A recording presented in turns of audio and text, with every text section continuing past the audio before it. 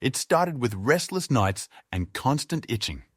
Noah would wake up covered in red welts, convinced he had bedbugs. His father, Oscar, pored over countless articles online, learning everything he could about these nocturnal pests. Desperate for a solution, he decided to call in a professional. But when the expert arrived, instead of going to the bedroom, he decided to first look in the Christmas tree and immediately made a disturbing discovery. With a trembling voice, he said, "We need to evacuate your house now!" Oscar and his wife weren't too pleased with all this chaos in their house, especially with their little boy, Noah, around. They tried to discuss the evacuation, but soon they realized there was no room for arguing. This was dead serious, and it was in their best interest to leave as quickly as they could. None of the researchers spoke a word after hearing what these things in Oscar's bed really were. At first sight, it just seemed to be bedbugs, but after a thorough examination, they realized there was much more to it. Noah's parents couldn't believe it and demanded an explanation from the expert right away. There wasn't even time to pack their bags. They just needed to leave as soon as they could. Noah looked at how his parents took off in all haste, led by the expert and his team. He wasn't going to be the same boy after this. But what was so dangerous? Why was the expert in such a panic, and what did their Christmas tree have to do with all this? When Oscar brought the Christmas tree into the house and the family started decorating their home, they were happy that it was finally starting to feel like Christmas. But the family had no idea what horrors this simple tree was going to bring them, and it could all have been preventable. Noah would first take notice of what was going on in their house a couple days later. Like any other young kid, Noah was afraid of what may or may not be hiding under his bed. For that reason, he checked under his bed every morning. But he did not see anything under his bed, but he did see something on it. He had no idea what it was, or that things would become much worse from here on. Noah was shocked and immediately ran downstairs. He yelled for his parents, but they didn't immediately respond.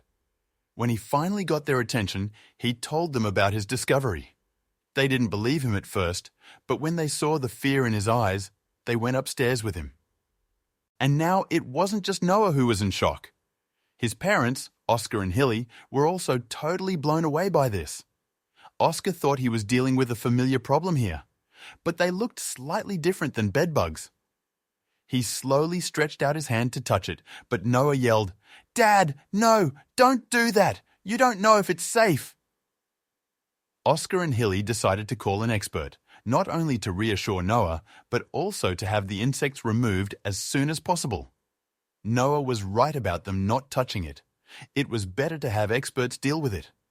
Whatever the case may be here, the Christmas spirit was very far away at that moment. The expert arrived quickly. Less than 15 minutes after they had made the call, he was already knocking on their door. Oddly enough, he didn't want to go upstairs right away. He wanted the family to describe their find as detailed as possible. And Oscar did as he was told. When the expert heard the description of the find, he was shocked. But he didn't explain why. He just asked if he could go upstairs right now because there was little time. Suddenly, he seemed in a hurry. Noah could tell that something serious was going on, and he was very scared. He had every reason to be. The expert stepped courageously into the room and carefully looked at the bed with a flashlight. Without saying anything, he kept checking the bed for several minutes while the family waited in suspense. They craved answers, or at least more clarity. But suddenly, they heard a loud sound. The expert was screaming in horror. He had just been so quiet and concentrated, doing his job, and now he suddenly screamed as if he were facing his greatest fear. Oscar squeezed Noah close, telling him everything was going to be okay. But why did the expert scream like that? What had happened in the bed? The family waited for the expert to come out of the room and explain what was going on, but he didn't do that. He stayed there, leaving the rest in the dark. Oscar wondered what could be going on. He was slowly losing his patience because if it was really that bad, he needed to know immediately. The expert finally opened the bedroom door, but avoided eye contact with the family. This is absurd, Oscar thought. He lost his temper and walked over to the man, demanding that he at least say what he saw and what made him scream. But the expert walked away, snapping at Oscar. "I need backup! Leave me alone!" But this only raised more questions on Oscar's side. Wasn't this his house? And didn't it concern him more than the expert himself? Hilly agreed with him. However, she was a bit calmer than Oscar and kindly asked the expert if he could tell them what was going on and if they could do anything to help. But his answer would only make them even more worried. The expert preferred Hilly's approach, and he finally looked at her. He clearly made an effort to speak to her and Oscar, looking worriedly in Noah's direction. No matter how hard he tried to find the right words, he hardly managed to speak. He stuttered and tripped over his words. Hilly wondered, these could not just be case on simple bedbugs, right? Meanwhile, the expert finally called for backup. He tried to explain everything over the phone, but Oscar and Hilly noticed that he had to repeat himself several times. That could only mean that his backup didn't understand much of it either. Finally, the man hung up, waiting for the others to come their way. Oscar, Hilly, and Noah were asked to wait in the living room until the others arrived. They hesitantly obliged and sat down next to the Christmas tree. But they wondered what the expert actually meant by backup. Did he ring his boss or one of his colleagues? And what would happen when they arrived? They had so many questions. Not much later, the backup actually arrived. It was a whole team. They hardly paid attention to the family and only briefly nodded to little Noah. They went straight to his bedroom where they carefully began the preparations. The operation had begun, and it wasn't going to be an easy one. Men in white suits filled Noah's room. Oscar and Hilly stood by their son's door and watched in horror as the men tore up the room. They pushed all the furniture aside and gathered around Noah's bed, lifting the blankets carefully. The family could hear the men murmur under their masks, and they sounded very serious. But as soon as the bed was pulled apart, the expert's colleagues were also shocked. Oscar, Hilly, and Noah could now also clearly see the bedbugs on the sheets. There were many more than he first expected. They still wondered what was so special about it. After carefully inspecting the apparent infestation, the team took a moment to discuss. Oscar tried to eavesdrop but couldn't hear their conversation.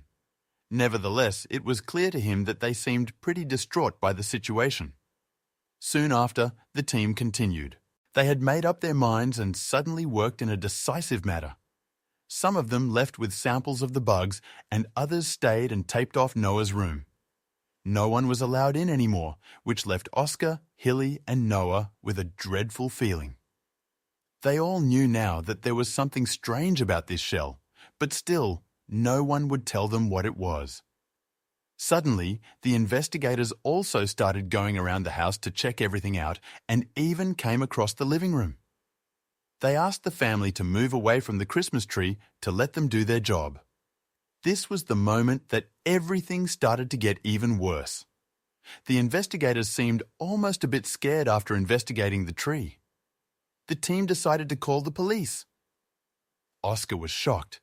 Was it that bad? Were the police really needed? He had never seen the police before in his neighborhood, and now he feared for his own innocence. He knew he had nothing to do with this, but the idea of police officers coming in still terrified him. He tried to talk the expert out of it, telling him it couldn't be that bad and they could solve it together. But the expert had no time for his suggestions. He had gotten irritated by the family's constant questions. He demanded they'd go outside and let his team do their jobs. Not long after, the whole house was full of cops and scientists. It was an unreal situation for the frightened family who tried to reassure each other. Oscar and Hilly found themselves less and less involved in the investigation and just focused on their family. Soon, it would turn out that those concerns were justified. Meanwhile, the police officer in charge arrived. He looked around the room with a serious face and had an obligatory chat with Oscar and Hilly. Unfortunately, he had little to say and tried to reassure them with empty words. Soon after, he joined the other agents and experts. A discovery had been made. Oscar, Hilly, and little Noah tried to get closer. Yet they still couldn't hear anything because the experts and the police officers were whispering. This was clearly information they could not share directly with the family. Then Oscar saw a strange reaction on one of the officers' faces. He saw how his eyes were wide open from shock. This officer clearly heard some unexpected news, and it showed on his face. Because of this, Oscar ran out of patience, and he joined the group. The officers immediately stopped whispering. But Oscar didn't care. He demanded an explanation. Oscar firmly demanded an answer from the officers. But as he spoke to them, all the police officers did something Oscar never saw coming. They stepped back, and with a surprised look on their face, they said, "Sir, stay there. You need to lay on the ground and don't move." What is going on? Oscar thought. Oscar had no idea why he was ordered to lie on the ground, but he wasn't in a position to deny an order. So he slowly put his hands in the air and got down on his knees. Hilly and Noah looked at him with wide eyes from inside the house. Was Oscar being arrested? Why would they do something like that? Police said he and his family needed to stay inside as they could be infected with something. No way.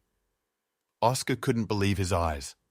But then, all of a sudden, he saw his little Noah crying just outside of their house. He wanted to help his dad, but suddenly, the cops pulled their guns on him. Oscar couldn't stand this and ran toward them. Were they completely out of their minds? But Oscar was immediately shoved to the ground.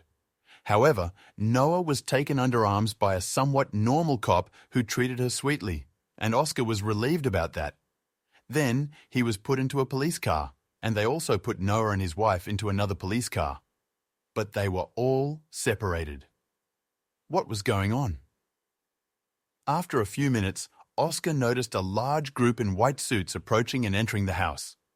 Hours passed before anyone came to Oscar, leaving him to wonder what was happening. Finally, someone informed him, "We need to take you and your family with us, sir." What the heck? Was he being arrested? Oscar could hear his son crying in the other car.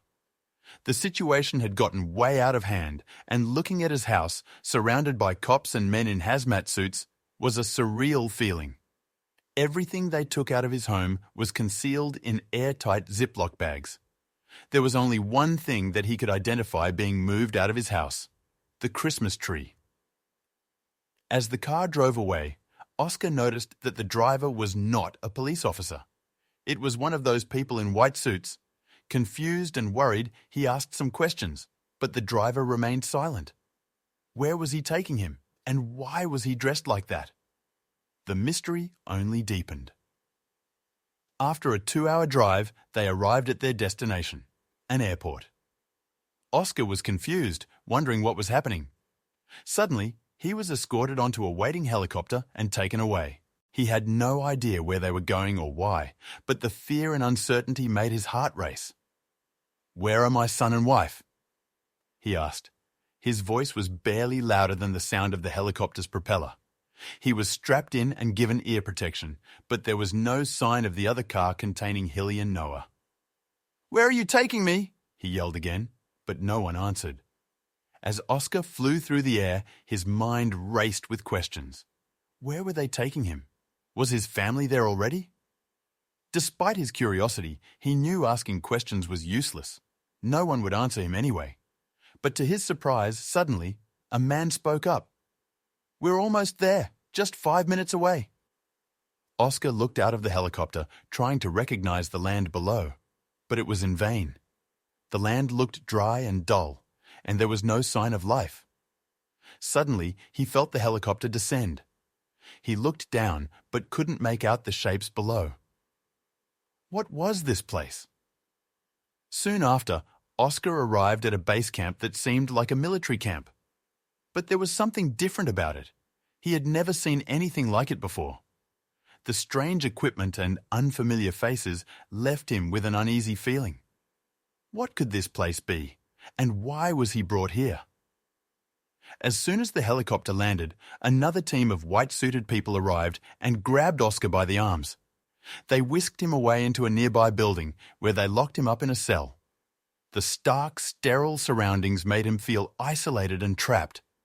Why had he been brought here, and what was to become of him?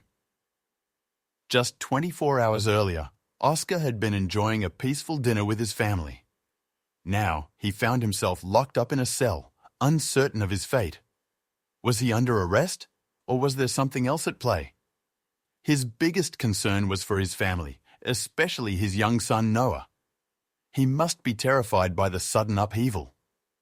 2 hours later, a man entered Oscar's cell, again fully packed with a white suit. He introduced himself as Alex, who claimed to work for a secret forces team. He apologized for the situation, but insisted their actions had been necessary. Oscar demanded answers, but Alex remained mysterious about it. Oscar's first concern was for his family, especially his son Noah. Before Alex could say something else, Oscar aggressively demanded to know where they were taken. But Alex stayed eerily quiet and looked at him with concern, hesitating before speaking. Finally, he sighed, looked at the ground and said, "I have to tell you something." Oscar's heart raced as the words sunk in. He yelled, What? Was something happening to Noah? He struggled to compose himself, feeling his pulse throb in his temples. The air felt thick with dread as he waited for Alex to respond, which felt like an eternity. The suspense was almost unbearable. Alex handed Oscar a glass of water, calming him down as he struggled to regain his composure. Oscar felt ashamed for losing control like that, but he had never felt so helpless in his life. Then, Alex's words hung in the air like a heavy fog. "It's about your son." Alex's voice was grave as he told Oscar that he needed to regain his composure. His son had fallen somewhat ill after they had arrived at the facility. "It was probably the infestation in his bed," Alex explained, his face etched with worry. But what did that mean? Oscar's mind raced with questions. Oscar's mind was racing with questions as he tried to process the news about his son's sudden illness. What kind of shell could give his son such a bad reaction? Was he really sick? And if so, how serious was it? The uncertainty was suffocating, and he longed for answers. Alex remained evasive about the nature of her illness, insisting it was top secret. Oscar didn't mind. His priority was his son, and he wanted to see him immediately. However, Alex informed him that it was only possible after he had been tested for the virus himself. Oscar was anxious and afraid, but he had no choice but to agree. Another man entered the room and conducted a few tests on Oscar. A long and dreadful hour later, they received the results, and thankfully, Oscar was not infected by the bedbugs. He was relieved and eager to finally see his son again. He prayed to God that he would be okay. Alex explained to Oscar he had to go through some protocols. He wasn't allowed to touch his son and had to wear a hazmat suit like everyone else. They told him his wife, Hilly, was still waiting on the test results, and if she were to be negative too, she would be joining him in their son's room. As Oscar walked down the long hallway, he bombarded Alex with questions, desperate for answers. What was the origin of the illness? Did it come from the bedbugs? Alex remained evasive, cautioning Oscar that some things were better left unsaid. After several minutes of silence, Alex finally opened up a bit. "I can't reveal everything to you, but since your son is affected, I'll give you some information." Oscar's heart raced as he tried to piece together the puzzle. What could it be that was affecting his son so badly? "But before I tell you more, we need to run some tests to be sure," Alex said, leading Oscar to his son's room. "We're doing everything we can to help him. Are you ready to see him?" Oscar waited for a few seconds. He had to prepare his mind for what he was about to see. As Oscar walked into the room, he was struck with disbelief at the sight of his son lying in bed. He looked very tired. He was hooked to a machine and fluid dripped through a tube. The question that kept haunting him was whether he would pull through this ordeal. But Alex assured him she would. Alex continued, "This illness is fairly new, and there have only been 3 cases known in the world. We're still testing various possible cures, but one really stands out." He paused and looked at Oscar. Alex put his hand on Oscar's shoulder. You do not have to worry. Alex suggested that if Oscar's blood was given to his son, his blood cells might adjust with Oscar's good blood cells, and it could possibly help save him. Without hesitation, Oscar agreed to do the blood transfusion and took a seat for the procedure. But it wasn't that quick and easy. They had to fill up a big bag with his blood. But before they could start the transfusion, they had to be sure their blood was compatible. They needed to have the same blood type. Otherwise, this wouldn't work. And after some testing, it became clear they, in fact, had the same blood type. Oscar was relieved.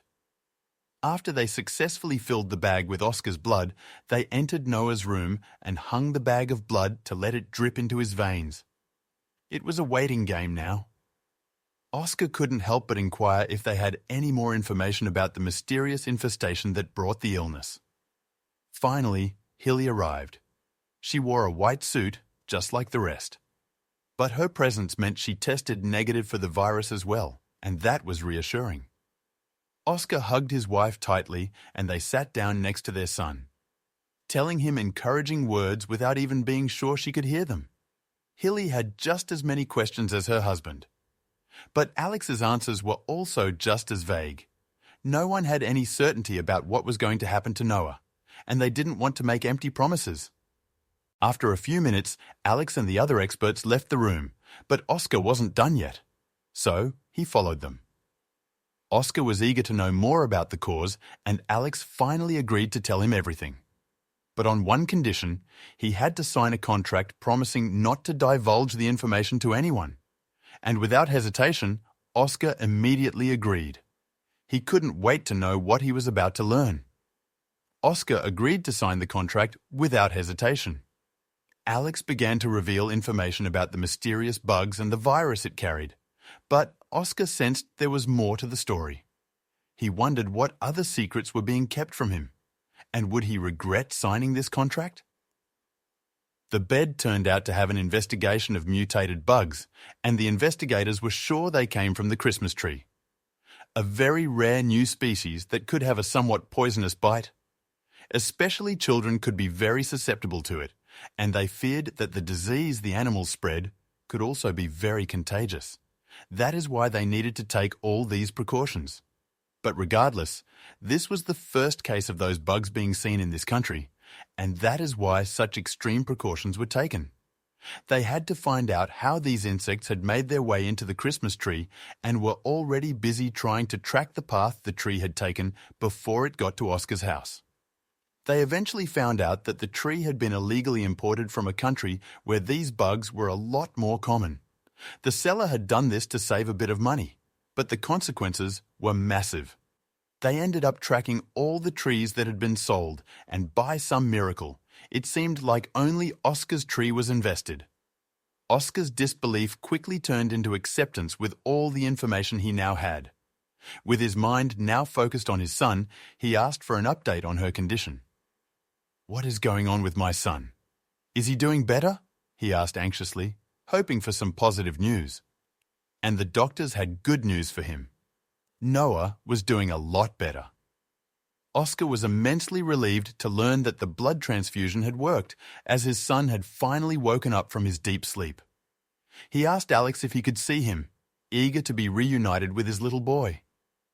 They embraced, and Noah asked what had happened. He already looked a lot better than a few hours ago. He had to stay the night for observation, but if everything kept improving, he would be allowed to go home tomorrow. Hilly and Oscar stayed with their son to keep him feeling safe. The next day, they asked if they could finally go home. But Alex told them that was a difficult situation, because their house was still in lockdown and needed to be thoroughly cleaned. Instead, they provided a temporary home for Oscar and his family where they could stay until it was time for them to go home.